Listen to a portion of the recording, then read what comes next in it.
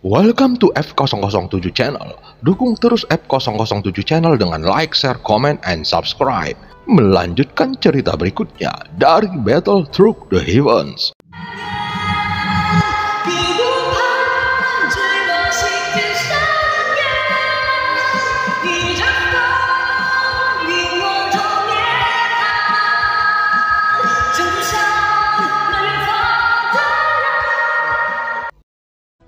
Pada part sebelumnya, saat mengejar Luo Sheng dan dua lainnya, Xiaoyan terjebak di dalam formasi.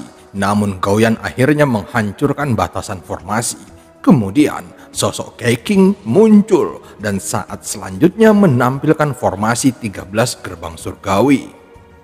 Karena dia sudah merasa bahwa kekuatan jiwanya tidak bisa lagi dituangkan ke dalam formasi, dan jumlah gerbang dalam formasi terus bertambah hingga ditetapkan pada 24. Tiba-tiba formasi tersebut mengeluarkan tekanan yang tak terbayangkan. Kekuatan semacam ini membuat pikiran pria itu tiba-tiba tegang dan dia benar-benar kehilangan kendali atas formasi. Pada saat ini, ketika 24 gerbang langit memadat, tampaknya telah menjadi perubahan kualitatif. Formasi ini adalah apa yang dikatakan Gao Yan, 24 gerbang abadi. Melihat bahwa tidak ada ampas, inilah penampakan sebenarnya dari formasi ini. Suara bangga dari Gao Yan keluar perlahan. Pria itu terkejut dan matanya meledak dengan kecemerlangan yang tak terbatas. Mereka yang membunuh 1000 pedang, aku serahkan formasi ini padamu. Setelah Gao Yan selesai berbicara, dia menatap Xiaoyan. Xiaoyan tidak pandai dalam formasi dan ini terlalu cepat untuk menggunakannya dalam pertarungan yang sebenarnya. Tentu saja, Xiaoyan juga merasakan kekuatan formasi ini dan dia tidak menolak untuk mengangguk sedikit. Tetapi kekuatan jiwa alam Xiaoyan tidak dapat mendukung konsumsinya yang sangat besar. Saat Xiaoyan menerima formasi dari Gao Yan, Xiaoyan merasakan kekuatan formasi dan mengkonsumsi kekuatan jahat yang agung dalam sekejap. Untungnya, Xiaoyan jarang menggunakan jiwa jahat dari avatar kaisar klan pemakan jiwa pada waktu biasa, sehingga kekuatan jiwa puluhan juta jiwa masih dalam keadaan berlimpah. Itu sebabnya Xiaoyan tidak merasa begitu tertekan. Lagi pula, kekuatan jiwa jahat hanya akan berkurang saat digunakan. Ini juga merupakan bagian jahat dari pemakan jiwa yang membutuhkan sejumlah besar jiwa mati untuk bisa diisi kembali. Tidak mungkin bagi Xiaoyan untuk membunuh tanpa pandang bulu karena kekuatan jiwa jahat. Bahkan jika dia membutuhkan kekuatan, Xiaoyan masih memiliki garis bawah yang harus dia patuhi. Dia tidak takut membunuh, tapi dia tidak akan membunuh orang yang tidak bersalah tanpa pandang bulu. Oleh karena itu, peran yang lebih besar dari avatar kaisar klan pemakan jiwa seharusnya di medan perang di masa depan, bukan sekarang. Jadi Xiaoyan jarang menggunakan avatar kaisar klan pemakan jiwa dan selalu menggunakannya hanya untuk menampilkan sayap Valkyrie dan konsumsi sayap Valkyrie lebih alami dari formasi yang tak tertandingi ini. Pada saat ini, Xiaoyan memandang pria itu dengan mengesankan dan yang terakhir juga merasakan tatapan panas Xiaoyan. Hanya ada hidup dan mati dalam pertempuran, tidak ada kemenangan atau kekalahan. Di bawah pertempuran ini, bahkan jika dia adalah jiwa maya, sulit baginya untuk mundur sepenuhnya. Sekarang satu-satunya pikirannya adalah melarikan diri, tetapi formasi ini diciptakan olehnya dan pada saat yang sama itu menyelimuti dirinya. Tentu saja, sudah tidak mungkin untuk pergi. 24 gerbang abadi Dutian buka. Terlihat 24 gerbang abadi mulai berputar dan kekuatan jiwa yang mengejutkan dengan cepat dikompresi dan menyelimuti pria itu. Sepertinya tidak ada kekuatan nyata, tetapi saat berikutnya sosok pria itu tiba-tiba tidak bergerak dan pupil matanya secara bertahap melebar. Cahaya dan bayangan besar terkondensasi dari tubuhnya yang hanya dimiliki oleh jiwa alam maya. Pria itu saat ini menyerahkan tubuhnya dan menggunakan pikiran yang paling kuat untuk mengendalikan jiwanya. Dia dengan jelas memahami bahwa kekuatan sebenarnya dari formasi ini bukanlah untuk membunuh kehidupan, tetapi untuk menghilangkan jiwa. Tubuh tanpa jiwa, meski tetap abadi, sebenarnya adalah bentuk lain dari kematian. Tubuh roh pria itu memancarkan kekuatan jiwa kuat yang tak tertandingi, yang telah melampaui avatar kaisar klan pemakan jiwa dengan puluhan juta jiwa saat ini. Apakah ini alam maya? Gumam Xiaoyan dengan suara rendah. Meskipun dia berada di atas angin saat ini, dia masih kagum dengan kekuatan jiwa alam maya yang kuat dari pria itu. Kecepatan rotasi 24 gerbang abadi Dutian semakin cepat dan tekanan spiritual yang meletus darinya bahkan lebih mencengangkan. Terlihat bentuk jiwa dan tubuh spiritual pria itu menunjukkan rasa sakit. Melihat pemandangan ini, Xiaoyan juga terkejut dengan formasi ini yang mengejutkan Xiaoyan. Formasi ini secara langsung memungkinkannya untuk menekan ahli jiwa alam maya.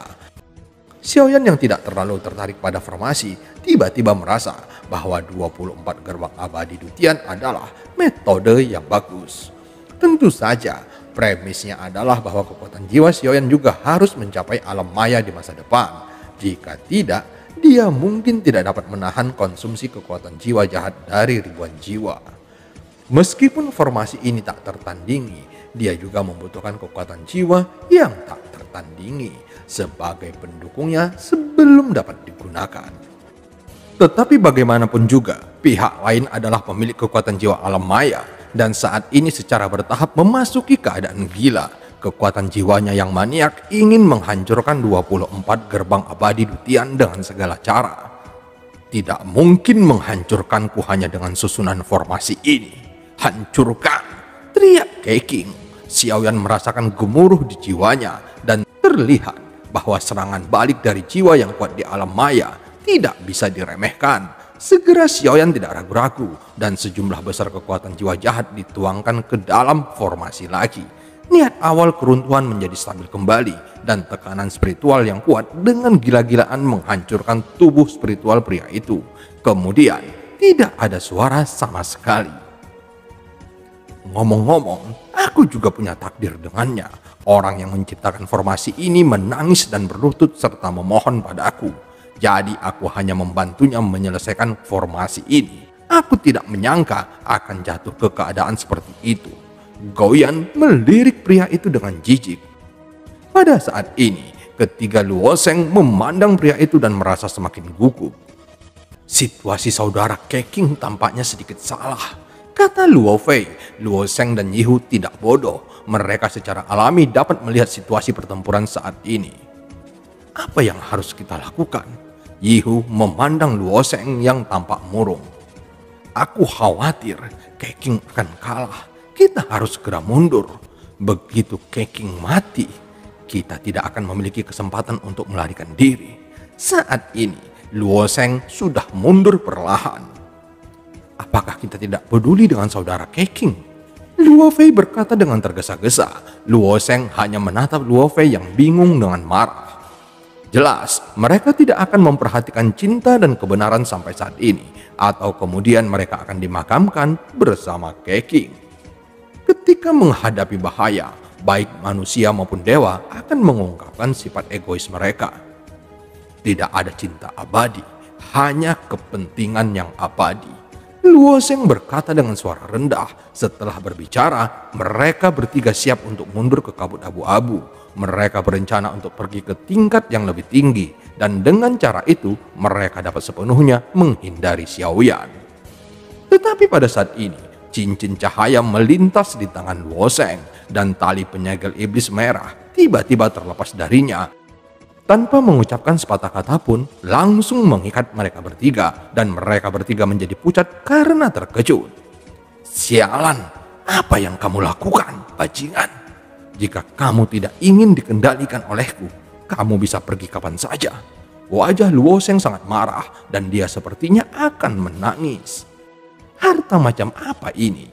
Musuh tidak terikat, tetapi tuannya terikat secara khusus. Ini sungguh pengkhianatan yang terang-terangan.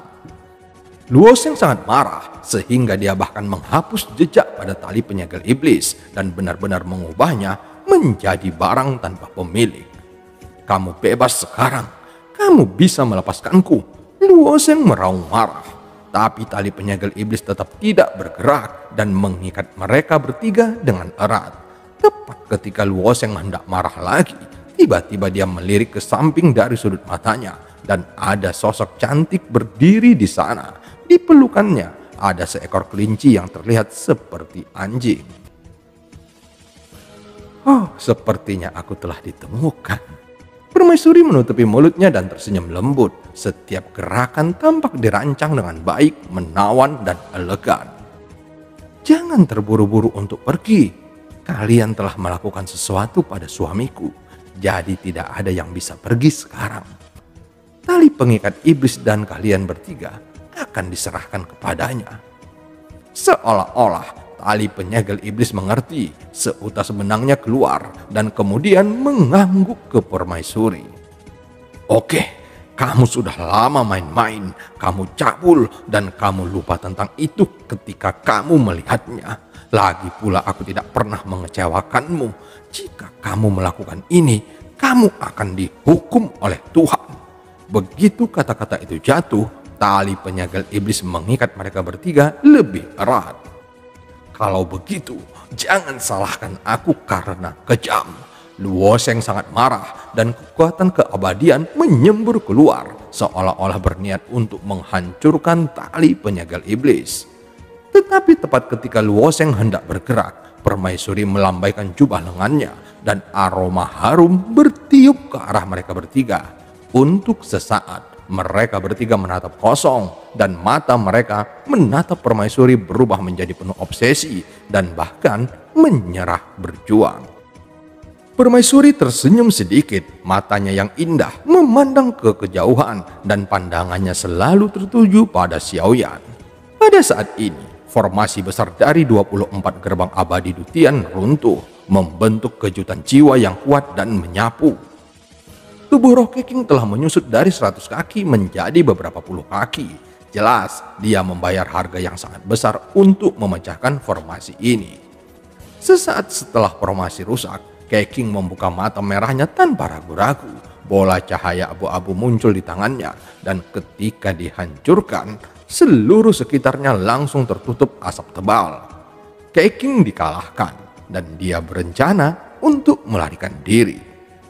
Tali pengikat iblis, pergi, ikat mereka yang ingin melarikan diri. Permaisuri berkata dengan lembut, dadanya bergelombang. Dia mengenakan pakaian yang agak ketat, pinggangnya tipis dan pinggulnya bulat, dan tubuhnya yang berbentuk buah pir seharusnya bisa dikatakan terbaik di antara yang terbaik. Setelah suara lembut itu jatuh dan tali penyegel iblis tidak ragu sama sekali, itu lari dengan kecepatan tinggi dan saat asap tebal menghilang, terlihat Keking berjuang dengan panik. Melihat ini, Xiaoyan mengangkat alisnya sedikit dan sedikit terkejut saat melihat tali penyegel iblis yang mengikat Keking. Dia tidak menyangka benda ini begitu keras, bahkan bisa membatasi keabadian. Pantas saja Luoseng menyukainya. Dia penuh percaya diri, tapi sayang tali iblis ini sepertinya memiliki idenya sendiri yang benar-benar di luar kendalinya. Ketika Xiaoyan melihat permaisuri, dia mengerti bahwa pasti permaisuri yang melakukan ini. Tapi setiap kali Xiaoyan melihatnya, mata Xiaoyan berbinar karena setelah menghilang, dia akan berganti pakaian baru dalam berbagai gaya yang mengingatkan Xiaoyan pada istri-istrinya. Xiaoyan berpikir di dalam hatinya, matanya dengan cepat menjauh dan dia tidak bisa menahan diri lagi. Itu terlalu menggoda. Dia tahu permaisuri sengaja melakukannya, tapi dia masih tidak bisa untuk tidak melihatnya. Segera, Xiaoyan mendatangi Keking dan yang terakhir tampak murung. Kamu memang memiliki sedikit keberanian untuk mematahkan formasi. Kamu tidak ragu untuk meledakkan dirimu. Aku khawatir itu akan sangat sulit untuk pulih, bukan? Kata Xiaoyan perlahan. Keking mencibir mendengar kata-kata itu. Itu lebih baik daripada mati dalam pertempuran di sini. Ketiga idiot ini akhirnya dikalahkan olehmu. Keking mengutuk dengan sedih. Jelas, dia mengenali tali iblis Luoseng dan memiliki kesempatan untuk melarikan diri, tetapi terjebak oleh tali iblis.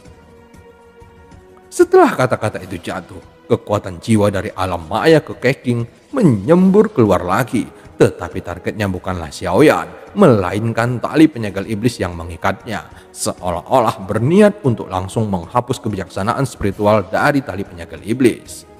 Tali penyegel iblis sepertinya merasakan ancaman. dan segera terlepas dari tubuh Keqing dan datang ke sisi permaisuri, seolah-olah dia telah mengenali permaisuri sebagai tuannya. Keqing mengikuti pandangannya, dan saat dia melihat permaisuri, pupil matanya langsung menyusut. Jelas dia mengenali permaisuri. Meskipun permaisuri mungkin ada di sana sepanjang waktu, tetapi ketika dia tidak ingin muncul, bahkan Xiaoyan tidak tahu di mana dia berada. Tetapi Xiaoyan tahu bahwa permaisuri selalu ada di sisinya. Keqing ketakutan dan kemudian melarikan diri ke kejauhan tanpa menoleh. Xiaoyan segera memadatkan sayap Valkyrie di belakangnya dan bersiap untuk mengejarnya. 1, 2, 3, meledak. Suara permaisuri terdengar tiba-tiba. Dia melihat bahwa Keqing belum bergerak sejauh 100 kaki dan seluruh tubuhnya membengkak dengan cepat dan itu meledak seperti balon. Udara berubah menjadi kabut darah dan jelas tidak merasakan fluktuasi kekuatan apapun, seolah-olah permaisuri telah membunuh Keqing dengan kata-kata. Suara ledakan dari kematian Keqing membangunkan Luoseng dan lainnya. Melihat pemandangan ini, mereka bertiga tercengang. Wajah mereka dipenuhi ketakutan saat ini, dan sosok mereka tidak bisa menahan untuk tidak gemetar. Terlihat Xiaoyan bergegas ke kabut darah dan tersenyum setelah beberapa saat karena cincin Keqing tidak hancur. Permaisuri datang ke sisi Xiaoyan dengan cantik tanpa kegembiraan di wajahnya, seperti anak kucing yang melakukan kesalahan menatap Xiaoyan dengan sedih. Maaf suamiku, aku tidak mendengarkanmu dan membunuhnya. Terima kasih Yuan Er telah mengambil tindakan. Aku benar-benar tidak bisa berurusan dengan orang ini. Jiwa alam maya sangat kuat dan aku bukan lawannya, kata Xiaoyan dengan senyum masam. Permaisuri itu terlalu pengertian, hanya kelinci awan es yang menghela napas panjang. Ada Taisu yang sudah mencapai level ini. Bagaimana rencana suamiku? Permaisuri berkata perlahan. Begitu kata-kata itu keluar, Xiaoyan tiba-tiba mengangkat kepalanya untuk melihat permaisuri. Matanya dipenuhi dengan niat membunuh. Bahkan jika dia menghadapi Tuan Istana Dewa Pemburu, mungkin Xiaoyan tidak akan menunjukkan ekspresi seperti itu. Juqi dan Xiaoyan adalah pertarungan takdir, sementara Taisu adalah pertarungan dunia. Keduanya tidak setara. Xiaoyan jelas lebih memperhatikan yang terakhir. Bagaimanapun, Sensi adalah rumahnya. Segala sesuatu tentang dirinya diberkahi oleh Sensi. Jadi pikiran pertamanya bukanlah Istana Dewa Pemburu atau Juqi, tetapi Taisu. Apakah hanya ada satu? Tanya Xiaoyan. Permaisuri mengangguk sedikit. Ya, mereka berlima dipisahkan secara paksa. Dan satu-satunya cara untuk bertemu lagi adalah naik ke level selanjutnya. Mata Xiaoyan sedikit menyipit dan niat membunuh di matanya berangsur-angsur menjadi lebih kuat. Ini saat yang tepat untuk membunuh mereka. Bagaimana dengan mereka bertiga? Permaisuri memandang Luoseng dan lainnya.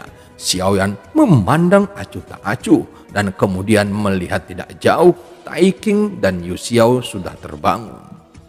Xiaoyan tidak berbicara, hanya pandangan sekilas di antara mereka berdua. Mereka sudah bisa saling mengerti. Sesaat kemudian terdengar tangisan tragis ketiganya. Xiaoyan memegang 4 cincin dan 4 pil ajaib di tangannya. Dia melemparkan pil ajaib ke mulutnya tanpa ragu. Pil ajaib di tubuh Xiaoyan naik dengan cepat dan 4 pil ajaib memasuki tubuhnya yang secara langsung menambah pola pil ajaib di tubuh Xiaoyan dari 36 menjadi 50 baris. Pada saat ini, Xiaoyan mengeluarkan buah muluo di tangannya, melemparkannya ke mulutnya tanpa ragu. 1,2 miliar simpanan ki sumber di tubuhnya sedang ditingkatkan dan bintang ki sumber terus dipadatkan. Meskipun kecepatannya tidak cepat, itu masih sangat objektif. Pada kecepatan ini, Xiaoyan akan dapat menerobos ke akhir Dewa Petarung bintang 9 dalam waktu singkat. Setelah Xiaoyan menelan buah moluo ketiga, energi sumber di tubuhnya telah menembus hingga 1,3 miliar. Tetapi masih belum ada tanda-tanda terobosan. Apakah aku belum menembus? Gumam Xiaoyan. jika 1,3 miliar tidak menembus, itu akan membutuhkan 1, miliar untuk menembus ke tahap akhir Dewa Petarung bintang 9. Xiaoyan tidak terburu-buru, peningkatan kekuatannya hanya perlu dilakukan secara alami. Sekarang kultivasinya telah sampai pada akhir Dewa Petarung dan dia harus bersiap untuk keabadian. Jadi kultivasi tidak boleh terlalu tidak sabar. Tapi Xiaoyan tidak bisa mengendalikan terlalu banyak lagi. Satu-satunya pemikirannya sekarang adalah untuk meningkatkannya secara gila-gilaan. Selama masih ada kesempatan, Xiaoyan tidak akan ragu. Pergi ikuti aku untuk membunuh. Tai Qing dan Yu Xiao sama-sama tercengang saat mendengar kata-kata itu. Sebelum mereka bisa membuka mulutnya, sosok Xiaoyan sudah berubah menjadi pelangi dan menyapu ke kejauhan. Pada saat ini di tempat lain di lantai 7, terlihat sesosok berdiri di sana dengan baju besi merah kehitaman menutupi seluruh tubuhnya dan ada sekitar 7 atau 8 mayat dengan jantung emas di tangannya dan kekuatan keabadian diserap ke dalam baju besinya. Sosok ini adalah Taisu yang dikatakan permaisuri yang datang ke lantai 7. Jelas, setelah mereka masuk ke sini, target mereka bukan hanya Xiaoyan, lagi pula serigala seperti domba. Dengan begitu banyak makhluk abadi di depan mereka, tidak mungkin bagi mereka untuk tidak membunuhnya. Lagi pula, semakin banyak keabadian yang mereka bunuh, semakin kuat kekuatan keabadian yang akan mereka dapatkan. Tempat ini lumayan, ada begitu banyak keabadian. Sayang sekali bahwa 5 kristal dewa telah menyimpan sepenuhnya. Aku juga tidak tahu monster mana yang membunuh 893 dan 927. Akan lebih baik lagi jika bisa mendapatkan kristal dewa mereka. Sosok Taisu bergumam. Dia masih merasa masih ada aura di sekitarnya. Tetapi dia menggelengkan kepalanya dan bersiap untuk pergi. Di depannya ada sinar menuju lantai ke-8 dan dia berencana untuk pergi ke tempat yang lebih tinggi. Karena jika dia terus membunuh, dia juga tidak dapat menyerap lebih banyak kekuatan abadi. Tepat ketika dia akan pergi, terdengar suara derap di belakangnya dan bayangan hitam meraung ke arahnya. Taisu yang kuat membeku menghadapi cahaya hitam yang bersiul. Dia tiba-tiba mengangkat lengannya dan memantul dari cahaya hitam dan menghantam tanah di sampingnya dengan keras. Cahaya hitam ini adalah penguasa berat Xuan Xiaoyan.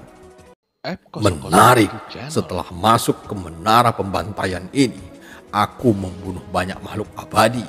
Tapi aku belum pernah melihat orang yang berani menyerangku langsung. Sosok Taisu mencibir dan melihat ke ujung. Sosok Xiaoyan mendekat dengan acuh tak acuh dan dengan goyangan lengannya, penguasa berat Xuan terbang kembali ke tangannya dari ujung. Dia memandang pria kuat Taisu itu. Hanya fluktuasi aura yang lemah. Suasana hatiku sedang baik hari ini. Keluarlah dan aku tidak akan membunuhmu. Suamiku, apakah kamu membutuhkanku untuk melakukannya? Jika suamiku ingin bersenang-senang, aku bisa memukulinya sampai mati dan kamu menyelesaikannya.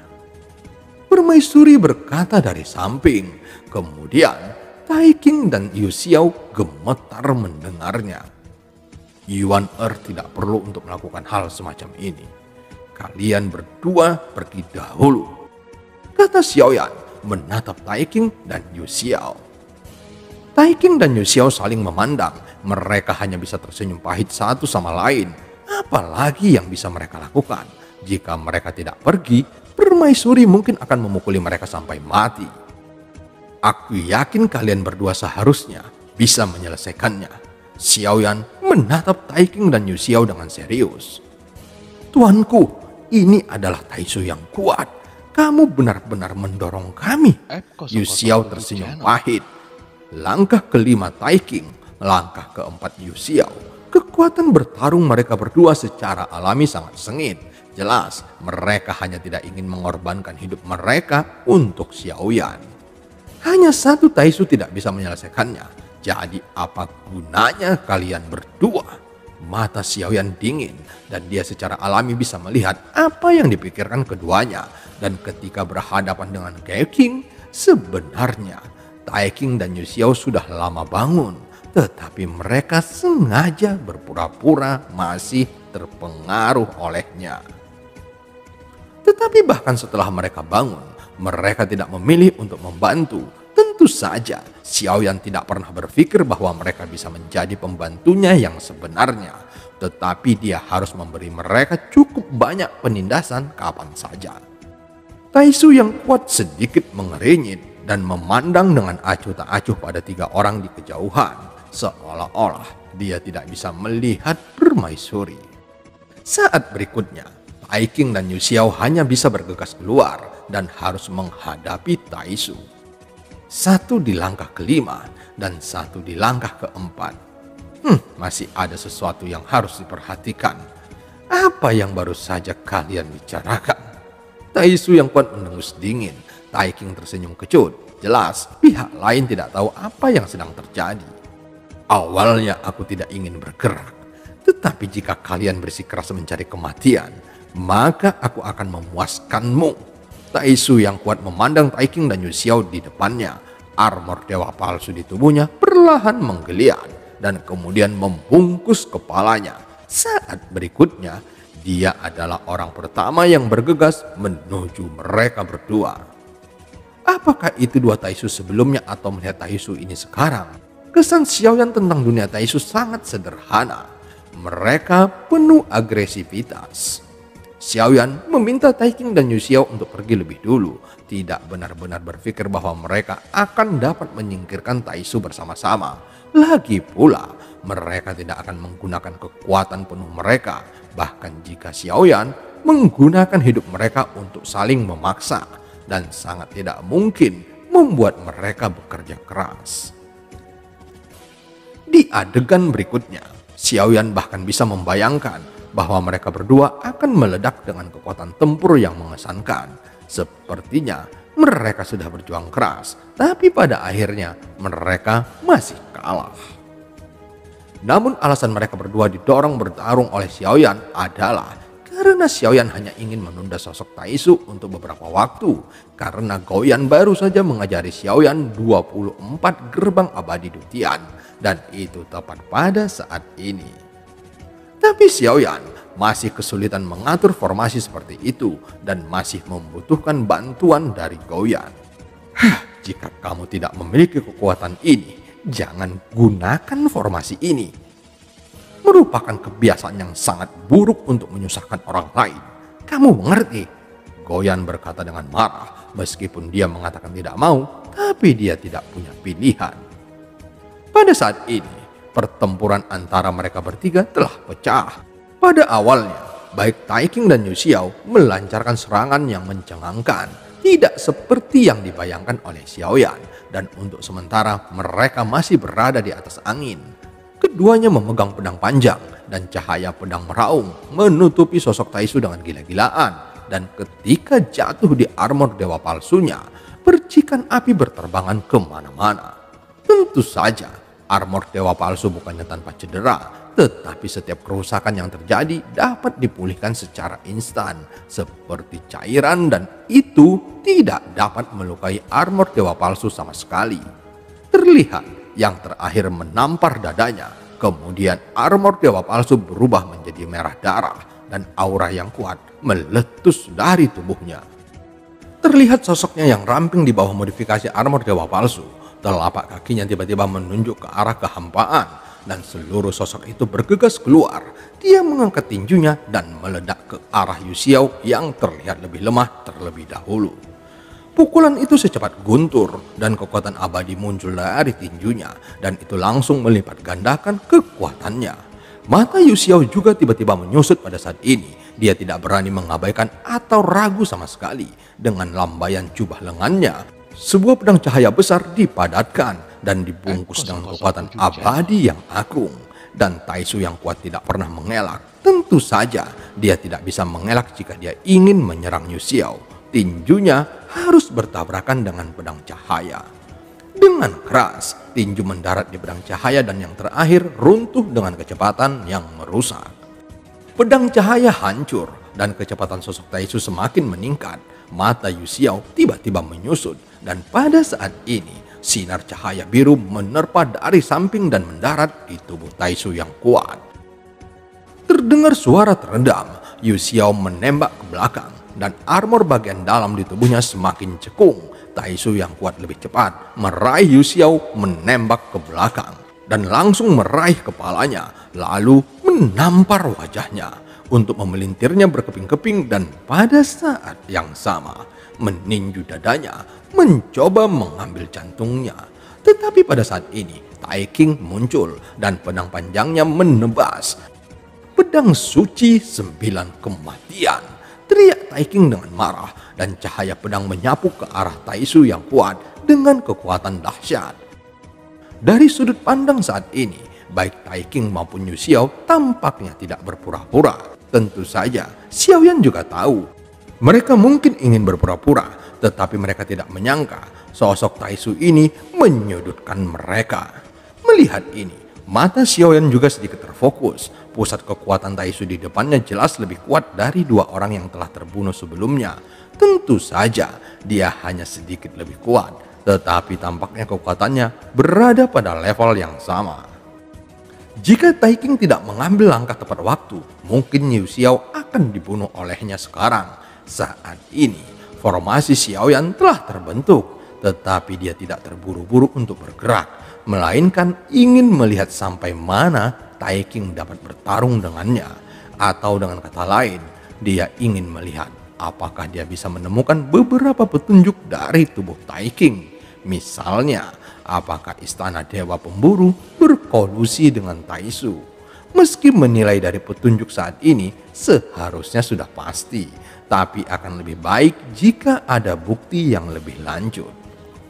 Pertempuran antara keduanya di udara menjadi sengit. Meskipun Yu Xiao kehilangan akal, dia bisa pulih dalam sekejap dengan kekuatan pemulihan abadi.